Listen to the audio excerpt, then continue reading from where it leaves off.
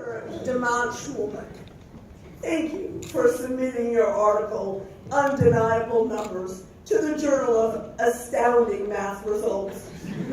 As you must know, our standards for publication are very high. In fact, they are about as high as they can be while still accepting enough papers to fill the journal. That's just to give you a sense of how honored you should be if we accept your article. The referee has now submitted their comments on your paper. I apologize for it taking 3 years. But you have to keep in mind a good referee's report is like a fine wine. It needs time to age. You will see that the referee is advising you of some relatively minor revisions. For your guidance, their comments are appended below. Once you have adequately addressed the referee's comments, we will accept your paper for publication in our journal. So congratulations are in order.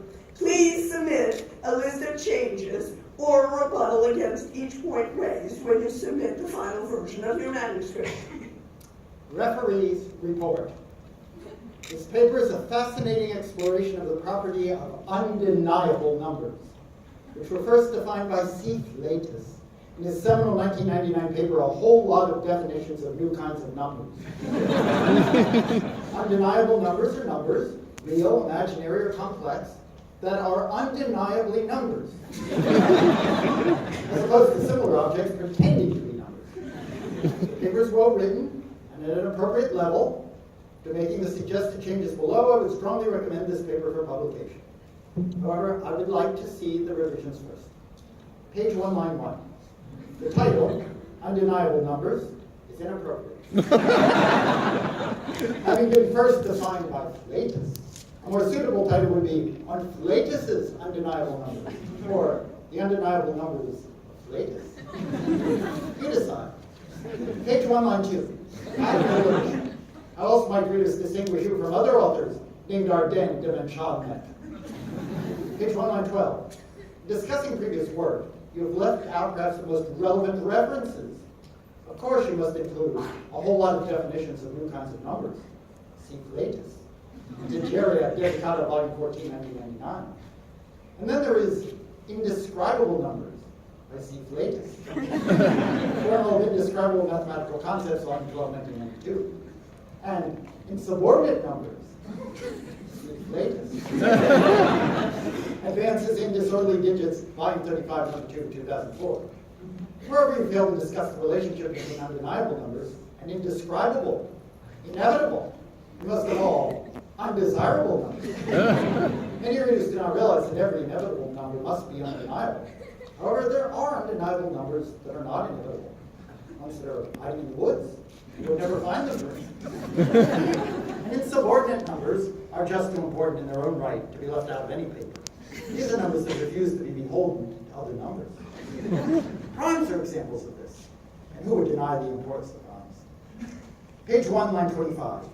When taking 1, 2, 3, ... you must use slash dots rather than ... Page 2, line 12.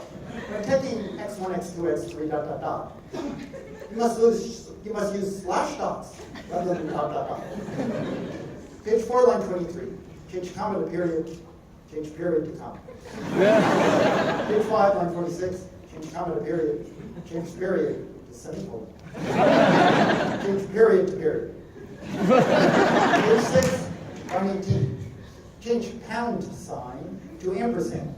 Change the at symbol to exclamation point. Page 9, line 24. Change question mark to percentage. Page 10, line 27. Change since 7 is less than 11 to since 11 is less than 7. Page 6, line 36. Here's a serious problem. You prove lemma 3.1 and then use it to prove proposition 3.2. But as any good mathematician should know, if you use one result to prove another, the first result is called a theorem, and the result that relies on it is called a corollary. Mistakes like this abound throughout the paper. Where did you go to grad school? University of Antarctica? Page 13, line 33. When taking ABC ... You must use slash dots. Author's response. Thank you for pointing out the variety of papers by C. Flatus. I am aware of them, however, I do not in general see their relevance. The definition of undeniable numbers that I am using dates from a previous paper of my own that is referenced in this paper. This definition predates the equivalent Flatus definition by 3 years. I can only assume that Flatus was unaware of my previous definition when he came up with his own. I have changed the ... to slash dots throughout the paper. Unfortunately, I could not find where the changes for pages 4, 5, 6, and 9 were supposed to occur. For instance, there is no question mark on line 24 of page 9.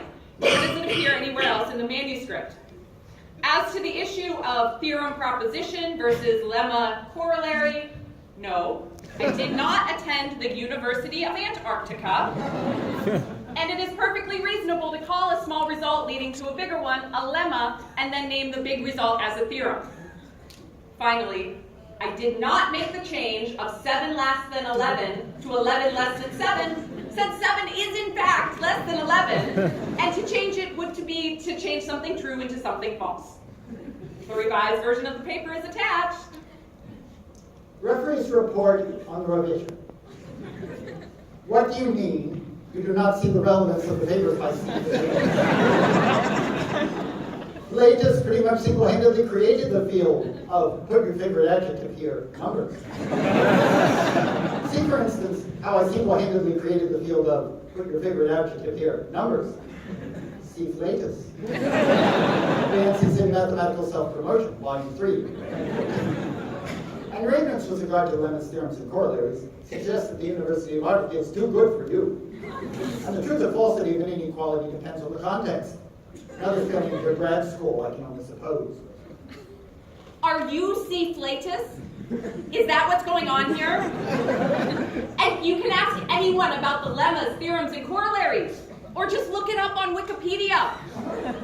And 7 is less than 11 in any context. That one is just not up for debate. What do you mean?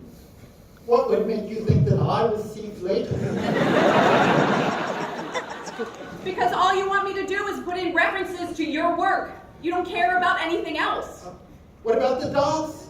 I obviously also care about the dogs. So you are C. Flatus. Okay, I am C. Flatus. But if you want to ever see your paper in print, you had better put the references to my papers in. That is blackmail, pure and simple. I'm CCing the editor. I will have you brought up on charges of before the Ethics Committee of the American Mathematical Society. Everybody calm down. I think we're overreacting a bit. Adding a few references shouldn't do any damage to the paper, now should it? Are you kidding me? You're on his side? No, I am not on anyone's side. I don't even know who the referee is. But you're the editor. Of course you know who it is. And we've already established that it's C. Flatus. Oh, really? Well, just because I'm related to C. Flatus does not mean I'm taking his side. In caps. Related? What? How are you related? If you must know, I am his mother. In caps. That's outrageous! You chose your own son to be the referee of my paper? Could you maybe drop the caps? They make me very uncomfortable. In caps. I will if you answer the question. Well, you see, nobody else was asking him to referee anything, and he was getting so depressed, just moping around the house all day. You have to know he is a very fragile boy. So I figured one paper, an obscure paper, what harm could it do? We know the answer to that now. Mom, are you going to let her talk to me like that? Shut up, see? Now look, Arden, I think maybe we could come to some agreement here. Perhaps you could mention in your paper that C. flatus did come up with a similar definition on his own after you came up with yours. Would that be okay? And then we would be willing to publish your paper. Well, I guess that's okay. I would like to get the paper published. Great! I'm glad we worked that out. Congratulations on the acceptance of your paper to appear in the Journal of Astounding Mathematics Results. All you need to do is finalize the acceptance. To finalize the acceptance is to send me a check in the amount of $1,500 for the paper charges. I hope you keep us in mind for future submissions. Thank you.